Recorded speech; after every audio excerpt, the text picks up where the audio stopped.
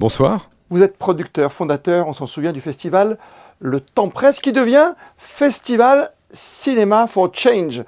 D'où vient ce changement, justement ? Le changement vient d'un rendez-vous qu'on a créé pour les professionnels il y a 2 ans, qui était un marché du film pour soutenir les producteurs et distributeurs de films, où la presse, en fait on avait appelé ce marché Cinema for Change, et la presse avait plus repris Cinema for Change, du coup on s'est retrouvé avec les 2 noms. Ça faisait 10 ans qu'on travaillait sur Le Temps Presse, qui était le nom d'origine du festival, mais je trouvais que Cinema for Change était, même pour le grand public, plus parlant, et symbolisait, je trouvais, créer moins de stress, et puis était beaucoup plus valorisant pour tout le travail et ce qu'on peut représenter aujourd'hui, parce qu'on se veut humain et inspirant, et je trouvais que ça correspondait bien. Donc voilà, on a changé de nom. D'accord, inspirant, vous l'avez dit, c'est quoi ? C'est toujours l'éveil des consciences, c'est tout notre environnement, c'est une réflexion commune ? Oui, c'est utiliser le cinéma comme un outil de sensibilisation pour éveiller les consciences. Je pense que c'est notre point commun avec la coopération internationale à Monaco, où on fait Alors nous, on le fait à travers la culture, le cinéma. Vous le faites effectivement à travers le réseau scolaire, l'éducation. Mais voilà, c'est notre vrai point commun avec la coopération, de vouloir faire une vraie sensibilisation auprès des jeunes. Et vraiment, sur ce terrain, j'ai envie de dire qu'on est la main dans la main. Sensibilisation en principauté de Monaco, avec quoi, à peu près 500 enfants qui sont concernés, c'est 8 établissements, c'est une vingtaine de classes ? Alors, au niveau des enfants, oui, vous avez à peu près, je crois qu'on est près de 600 enfants. Il y a également, vous avez Sciences Po Menton qui a participé, parce qu'on a 3 prix. Si on développe très rapidement, on est un festival de cinéma, il y a du long métrage, il y a du court métrage. Pour la partie court métrage, vous avez effectivement près de 15 000 élèves qui participent en France. Il y a 130 villes qui participent, bien sûr la principauté de Monaco.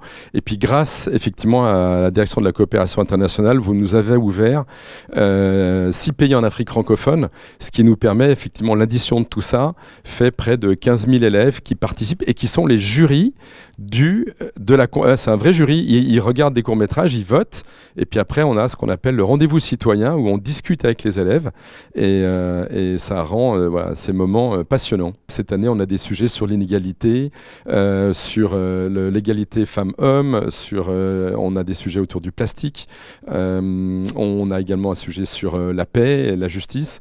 Donc voilà, tous ces courts-métrages sont pour nous, encore une fois, des vrais prétextes pour parler de vrais sujets de société d'aujourd'hui.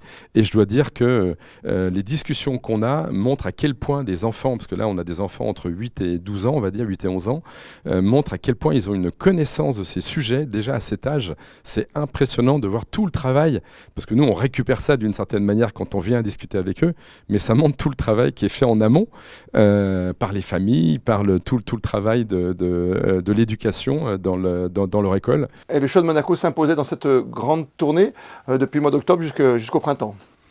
Ben oui, déjà, d'abord il faut le dire, la Principauté de Monaco est un partenaire historique, c'est le premier partenaire du festival, on a commencé il y a 11 ans ensemble. Franchement, moi ça me nourrit dans mes futures rencontres, débats, même qu'on peut organiser avec des plus grands, avec des adultes.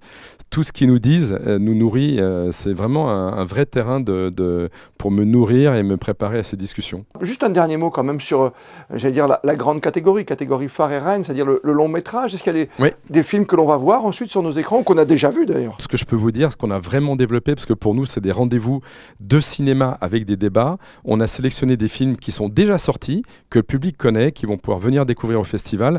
Et ils auront la possibilité d'avoir l'intervention d'experts à la suite de la projection. On a Don't Look Up, qui est un film de Netflix avec Leonardo DiCaprio. On a Soleil Vert, qui est un film des années 70, qui est un grand classique qu'on va ressortir avec Charlton Heston pour pouvoir parler de comment nourrir 10 milliards d'individus en 2050. Il y a Persepolis aussi, de Marjane Satrapi. On va parler de la place de la femme dans la société d'aujourd'hui, et puis en Iran aussi. Et il y aura encore 2 autres films qu'on va sélectionner. Donc c'est du 11 au 16 avril 2023 au Grand Rex à Paris. Ce sera du cinéma, des débats, c'est surtout du divertissement, des bons moments à passer ensemble. Donc voilà, on attend le public avec plaisir pour échanger tous ensemble. Et nos enfants mobilisés au Théâtre des Variétés, évidemment, ici à Monaco, pour ce festival. Exactement. Qui s'appelle désormais Cinema for Change. Et merci Marc Oberon d'avoir été notre invité ce soir sur Monaco Info. Merci